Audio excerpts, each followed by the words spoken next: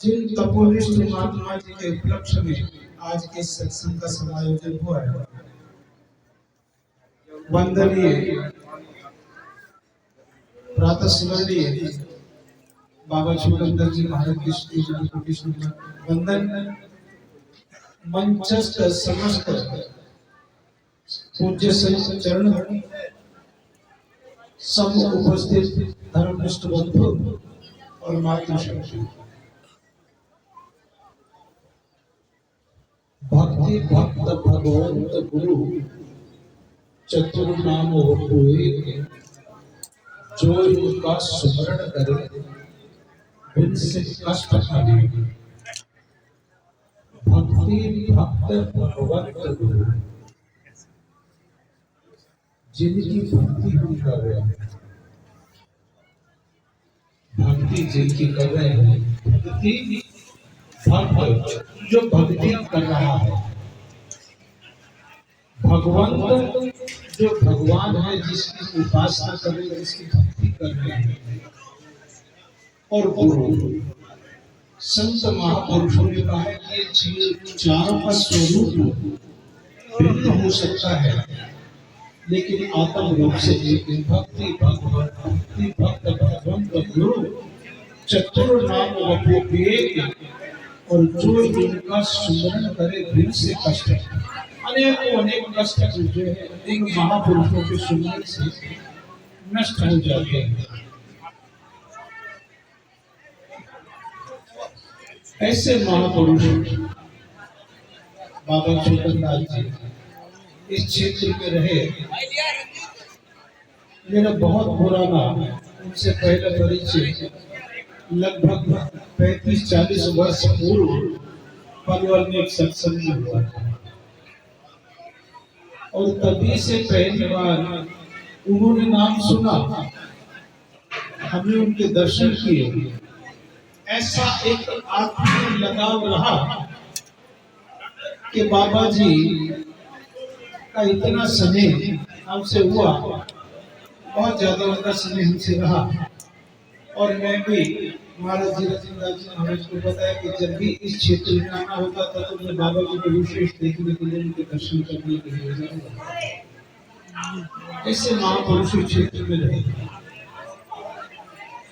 हरियाणा क्षेत्र में बहुत सारे अलेवा क्षेत्र में जतिया जिसको कहते हैं पलवल क्षेत्र होगा, होडल क्षेत्र होगा, बहुत सारे राजस्थान को कई प्रदेशों में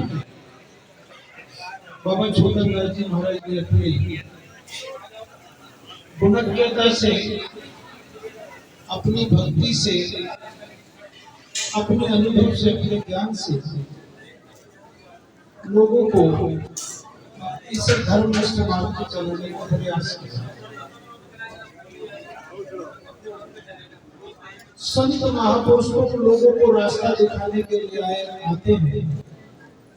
उन्होंने अपना कार्य पूर्ण किया और उनका अनुसरण करने वाले कितने उस रास्ते पर चले कि हमको आत्म चिंतन स्वयं ही कर लेना चाहिए।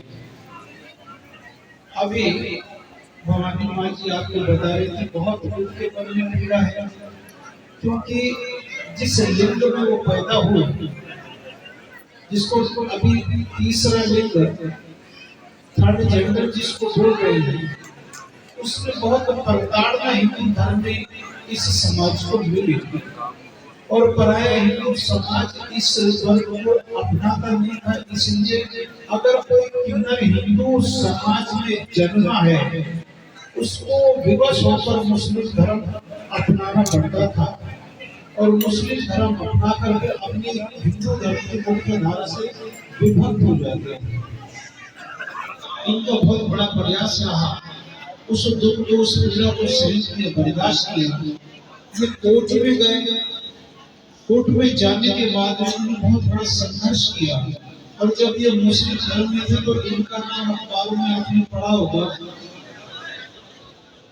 शबनम बेगम के नाम से इनका नाम था। शबनम बेगम के नाम से इन्होंने लड़ाई लड़ी।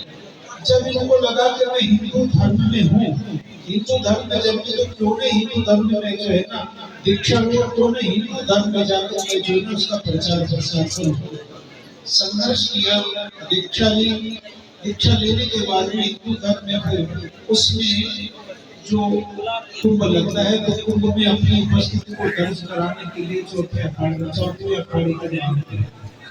अखाड़ा परिषद के अध्यक्ष नरेंद्र गिरी जी और हरिगिरी जी ने इस बात को माना और आज भवानी नंद गिरी जी पूर्ण संन्यास की दीक्षा लेके पंचदश नाम जूना अखाड़े से दीक्षित होकर स्वामी हरिगिरी जी महाराज और आचार्य महामंडलेश्वर अवधेशानंद गिरी जी महाराज से उन्होंने दीक्षा ग्रहण की, संन्यास। तो सब इनकी पीड़ा थी। अभी जो बता रहे थे कि समाज को उत्थान के लिए हमें क्या करना चाहिए, इनकी पीड़ा थी। लेकिन आज का हमारा धार्मिक सत्संग है, संत महापुरुष धर्म के रास्ते से समाज को उत्थान के लिए प्रयास करते हैं। ऐसे बाबा छोटनदास जी ने किया। जितने महापुरुष यहाँ बैठे अपनी अपनी योग्यता के अनुसार, अपनी अपनी क्षमता के अनुसार समाज को कुछ देना चाहते हैं, समाज को दे रहे हैं। अब समाज को कितना ग्रहण कर पाएगा ये हमारी क्षमता पर निर्भर करता है। संत का तो दर्शन ही इतना दुर्लभ होता है। सभी कह रहे हैं, हमारे आचार्य जी ने कहा भी, संग्राम जी ने कि इतने महापुरुष इकट्ठे हैं, संत महापुरुषों का तो दर्शन बड़ा श्रेष्ठ है। किसी संत ने कहा है कि संत मिले इतना टले काल जाल यम चोट और शीश झुकाए पड़े लाख पाप। तो संत का तो दर्शन कितना दुर्लभ है और आपके समक्ष तो इतने संत बैठे। आप बुरा मानेंगे, हम एक धर्म मार्ग पर चलने वाले लोग यहाँ एकत्रित हैं। भाई पानी वाले थोड़ा सा बैठ जाए, पानी देने वाले थोड़ी देर बैठ जाओ, माता जी सुनिए, बैठ जाओ, पानी देने वाले। रोज जहाँ सत्संग चलो वहां जाइए, तो चौगुना ज्ञान गुरु गुरु गाइए। तो जहाँ सत्संग हो वहां जाना चाहिए। और सत्संग एक ऐसी अमोलक हीरा मणि है, वहां अगर जाए आप सारी रात भर जागेंगे। यहाँ से आप भजन सुनेंगे, किसी को किसी का भजन अच्छा लगेगा, किसी को किसी के स्वर अच्छे लगेंगे, किसी को किसी की तान अच्छी लगेगी, कोई मस्त होगा, कोई आनंद लेगा। लेकिन संत इसमें सत्संग में कोई ऐसा भी जिज्ञासु होगा जो यहाँ से सत्संग से कुछ लेकर जाएगा, जिसका जीवन उस एक बात से परिवर्तित हो जाएगा। तो यहाँ आप पूरी रात भर जाग कर कोई ऐसी चीज लेकर जाए। बहुत सारे अभी जो है ना हमारे ये महंत होंगे, आचार्य होंगे, बहुत सारे अभी आपको भजन भी गाएंगे, वाणियां भी सुनाएंगे, उसका आपको अर्थ भी बताएंगे। तो आपको कुछ ऐसी चीज लेके जाए जो आपके जीवन में एक ऐसा सुखद अनुभव पैदा कर दे कि जिससे आपका जीवन परिवर्तित हो जाए। अभी देखा, बड़ी कड़वी बात है, संत महापुरुष अपना काम कर रहे हैं, हमको तो सही मायने में ये है, बहुत कड़वी बात है। अभी मत्था टेकना भी हमको पसंद है। कोई एक हाथ को जांग के लगा रहा है, कोई उल्टे हाथ को लगा रहा है, कोई आड़ा खड़ा है, कोई तिरछा खड़ा है, कोई साधुओं के बीच में आके कबर करके खड़ा हुआ, कोई फोटो खिंचवा रहा है। एक वैज्ञानिक सत्य है, मत्था टेकने का, नमस्कार करने का भी वैज्ञानिक सत्य है। हमको मत्था टेकना नहीं आता। अगर किसी संत को आप मत्था टेकना है आपको, तो अपने मस्तक की त्रिपुटी जो है ना, इस त्रिपुटी को संत के सीधे अंगुष्ठ में उसको स्पर्श करा दीजिए। ये वैज्ञानिक सत्य है। संत की धर्मनिष्ठता, समझ, संत का ज्ञान,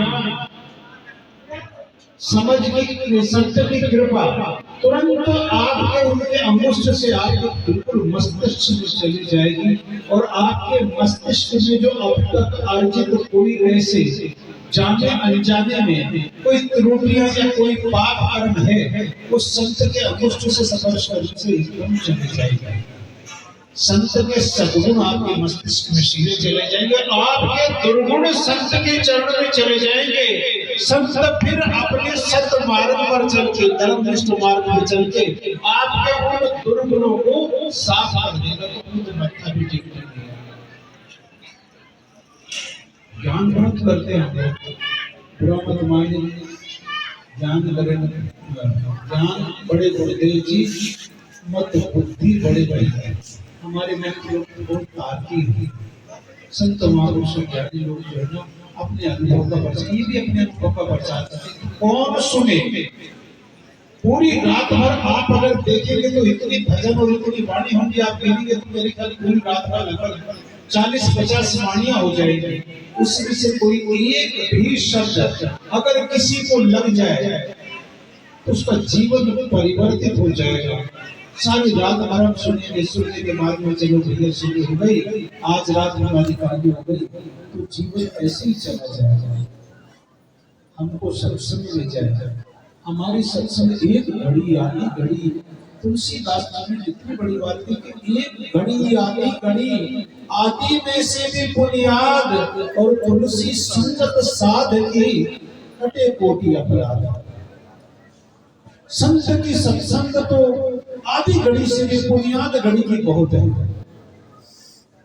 अगर संत की उनको सत्संग करनी है, संत का साथ करना है, लेकिन साथ करें, मन से करें, अपने हृदय से करें, मन वाणी और वचन से माना मनसा वाचा करना, एकाग्र होकर चित्त को एकाग्र होकर सत्संग में बैठे, तभी हमको सत्संग कुछ अद्भुत होगा। सुना, यहाँ से सुना, सुबह निकाल के क्या बात होती, फिर दूसरी जगह के सत्संग यदि परिचय करते हम सत्संग करते रहेंगे, सत्संग होती रहेगी, संत महापुरुषों के ज्ञान को बांटते रहेंगे। जिन संतों ने पहले भजन लिख दिए, वाणियां लिख दी, उनका गुणगान हम करते रहेंगे।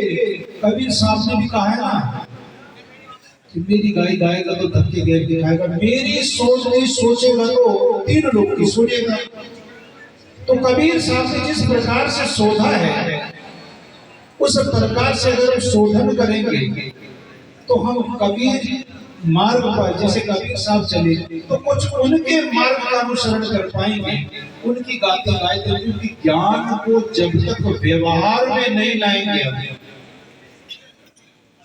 ज्ञान की पुस्तकें भरी पड़ी हैं, हमारे जितने महापुरुष बैठे हैं, विश्लेषण भी है, तार्की है, पारकी है, सब हमारी सत्संग इतनी श्रेष्ठ सत्संग है कि अगर हम उस सत्संग का अनुसरण करें तो हमारा जीवन निसंदेह परिवर्तित हो जाएगा और हमारा जीवन निसंदेह आनंद को प्राप्त होगा, शोक से दूर हो जाएगा, दुखों से दूर हो जाएगा, हम आनंद को प्राप्त करेंगे यदि सत्संग को हम आत्मसात करेंगे अपनी पूरी श्रद्धा के साथ।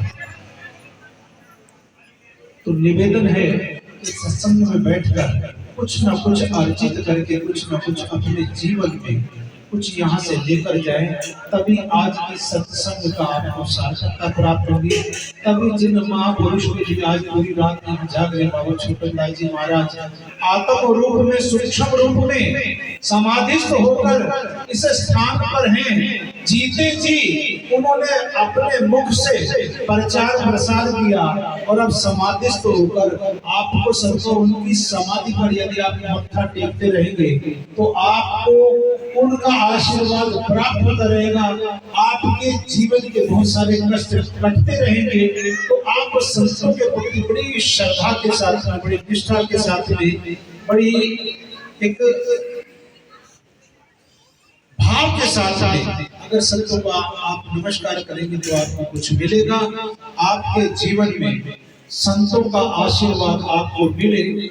भगवान वाल्मीकि जी की कृपा आप पर हमेशा बरसती रहे, भगवान वाल्मीकि जी के आप कृपा पात्र बने, संतों के आप कृपा पात्र बने, ऐसी भगवान से प्रार्थना है, आप अपने प्रयास करें, बाकी भगवान और संतों पर छोड़ दें। आपके जीवन में गुरु महाराज एक सार्थकता प्रदान करेंगे। उन्हें आपने मंगल जीवन की कामना करते अपने वाणी को विराम देने से पहले भगवान वाल्मीकि जी महाराज का जय घोष करते हैं और बाबा छोटा जी महाराज का। बोलो भगवान महर्षि वाल्मीकि महाराज की जय, बोलो बाबा छोटादास महाराज की जय।